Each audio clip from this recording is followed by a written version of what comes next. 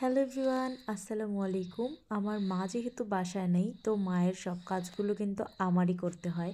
এই যে হচ্ছে আল্লাহর রহমতে আমাদের মুরগিগুলো, এগুলোকে প্রথমে ছেড়ে নিলাম। একটা খোপের মুরগি ছেড়ে প্রথমে খাবার খাইয়ে তারপরে আবার আরেকটা খোপের মুরগি ছাড়তে হয়। তো ছেড়ে তারপরে ঘরে চলে আসলাম। নুডলস রান্না করেছি সকালের নাস্তায়। জয়ের বাবা খেয়েছে, তারপরে জাবেরকে খাওয়াচ্ছি, ও আগে উঠেছে। এখানে জাবেরকে খাওয়াতে খাওয়াতে দেখি যে জারিফও উঠে চলে এসেছে, ওকে কমোডে বসিয়ে দিয়ে আসলাম। তারপরে এখন হচ্ছে জাবের খাচ্ছে। মাশাল্লাহ, আমার ছেলেরা এখন পিপটি ট্রেন করা, আই মিন ওরা বলতে পারে না যে আঁকা করব, কিন্তু শিশি ধরলে জাবের বলতে পারে যে আম্মু ভিজাইয়া দিব ভিজাইয়া দিব এরকম বলে। তো ওরা নিজেরাই টয়লেটে যেয়ে তারপরে হিসু করে তারপরে আবার ঘরে চলে আসে পা ধুয়ে। আর সকালবেলা ঘুম থেকে উঠে আমি ওদেরকে কমোডে বসিয়ে দিলে ওরা কমোডেই টয়লেট করে দেয়। তারপরে হচ্ছে আমরা আর সারাদিন আর পটি করে না আর কি। তো এই তো, আর জাবের হচ্ছে রাতের বেলা ওর ভাবভঙ্গি দেখে আমি বুঝে ফেলি যে ও কি পটি করবে নাকি করবে না এরকম। তো ওদেরকে দুধ দিয়ে দিলাম নুডলস খাওয়ার পর, ওরা খেয়ে নিল। আর এই যে দেখুন, আমার বেডরুমের জানালা আর জুয়েলের রুমের জানালা খুললেই এত সুন্দর ফুল গাছগুলো দেখা যায়। এগুলো হচ্ছে আমার হাতে বোনা, কিছুদিন আগে বুনেছি, আপনারা তো দেখেছেন। এই পিটুনিয়া ফুলগুলো ফুটলে আরও বেশি সুন্দর লাগবে। তো অ্যাজ ইউজুয়াল সকালের কাজগুলো করে নিয়েছিলাম। প্রথমে ডাইনিং টেবিলটা গুছিয়ে নিলাম, তারপর হচ্ছে ওয়াশিং মেশিনে কাপড় দিলাম। এ আল্লাহ, দেখুন, এই যে ভিডিও এডিট করতে যে মনে হলো যে ওয়াশিং মেশিনে কাপড়গুলো যে দিয়েছি ধোয়া হয়েছে, আমি সেই কাপড়গুলো বেরই করি নেই এখনও পর্যন্ত। সকালবেলা বের করে রোদে দিয়ে দিব, সমস্যা নেই। তো এখানে জারিফ জাবের খাটের উপরে উঠতে বলেছি ওদেরকে যে তোমরা খাটে উঠে খেলো, কারণ ভাবি ঘর মুছছিল।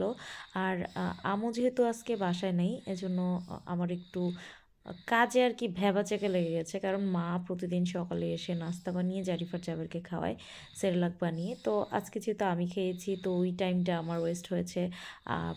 আমি আবার কুটাকাটিটা মা করে দেয়, রান্না আমি করি।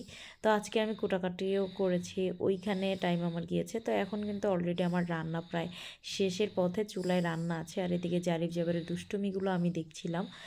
ওরা খুব দুষ্টু হয়েছে মাশাল্লাহ, আই মিন অ্যাক্টিভ আর কি। এমনিতে দুষ্টুমি যে আকাজ, বেশি বাচ্চারা কিন্তু বেশিরভাগই মানে আকাজ করে।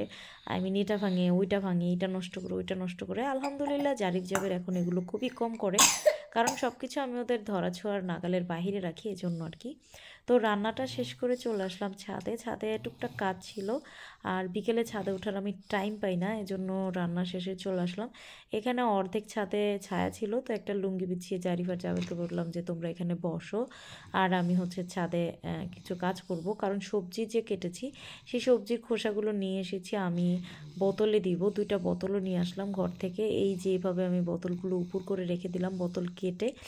কারণ কি দেখুন, এই যে এইখানের বেগুন গাছগুলো দেখুন মাশাআল্লাহ কতটা তরতাজা। কারণ আমি হচ্ছে এই যে বোতলে এভাবে উপর করে রেখে আর উপর দিয়ে কেটে আমি সবজির খোসা দিয়েছি।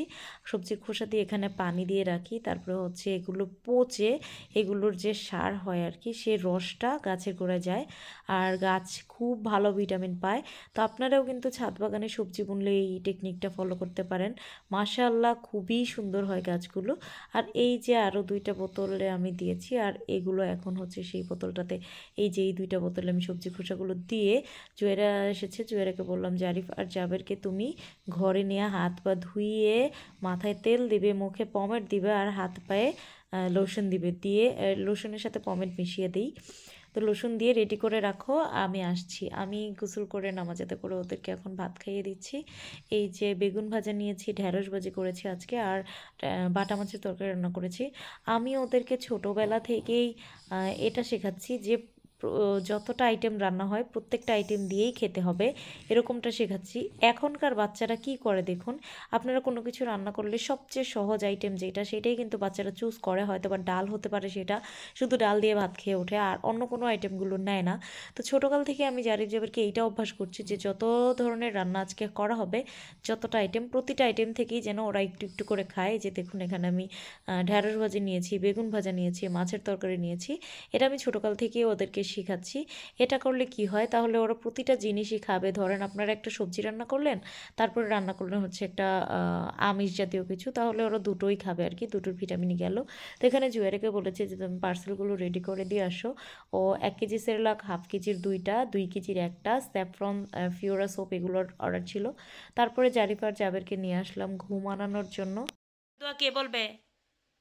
বলো, ঘুমের দোয়া বলো। হ্যাঁ, হ্যাঁ, মাশাল্লাহ, তুমি বলো। আহিয়া, মাশাল্লাহ। এত ছোট দিন, আল্লাহ। আর নামাজ আদায় করে বাচ্চাদেরকে খাইয়ে ঘুমানিয়ে নিজেরা খেয়ে ফ্রেশ হতে হতেই আসরের আজান হয়ে যায়। আবার বাহিরের কাজ করো, বাইরে থেকে কাপড় আনো, মুরগিগুলো আবার ঠিকঠাক মতো দাও। তারপরে আজানের পরে জারিফ আর জাবেরের জন্য আমি এখানে আনার আর কমলা নিয়ে এসেছি 2টা। তো ওরা দেখে তো সেই লেভেলের খুশি, ওদেরকে এখন আমি এগুলো খাইয়ে দিব। আর পাশে কিন্তু আমি আমার মেয়েটাকেও খাওয়াই। আবার আপনারা ভাববেন না যে ছেলেদের যত্নই করি, মেয়েকে খেয়াল রাখি না। আলহামদুলিল্লাহ আমার মেয়ে এখন নিজের খেয়াল নিজেই রাখতে পারে, এই জন্য আমি ওর অত বেশি খেয়াল না রাখলেও হয়। ওই যে আমি এখানে আনার ছেলেছি, ও এসে কিন্তু এক মুঠো সুন্দর নিয়ে গেছে। ও পড়ছিল, ওর মাদ্রাসার পড়া ও নিজে নিজেই কমপ্লিট করে ফেলে, আমাকে দেখায়ও না। যখন আমি দেখি যে এগুলো কমপ্লিট করেছে, ও পরে দেখি যে না মাশাল্লাহ ও সব পড়া শেষ। তো এখানে দেখুন আমি রান্নাঘরে চাল ধুচ্ছিলাম ভাত রান্না করার জন্য, কারণ দুপুরে ভাত কম হয়ে গেছিলো। আর এখানে জাবের হচ্ছে জারিফের সাথে দুষ্টুমি করতে করতে ও খাটের স্ট্যান্ডে লেগে ওর ঠোঁট অনেকখানি কেটে গেছে, আমি ধুয়ে এনেছি, ওর মুখটা পুরো রক্ত দিয়ে ভরে গিয়েছিল।